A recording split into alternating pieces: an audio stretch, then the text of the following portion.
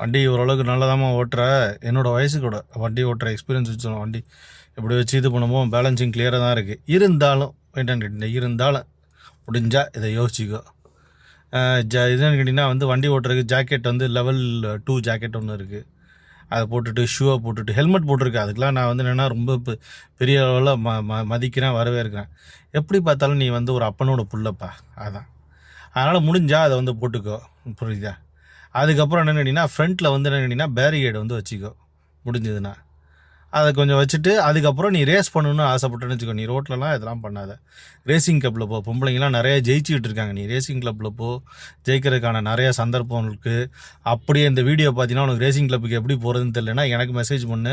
நான் இனி எந்த ஊரில் இருக்க, எப்படி ரேசிங் கிளப்புக்கு போகணும் அப்படிங்கிறத நான் உனக்கு ஹெல்ப் பண்ணுறேன். புரியுதாப்பா? ரோட்டில் ஓட்டு டேமேஜ்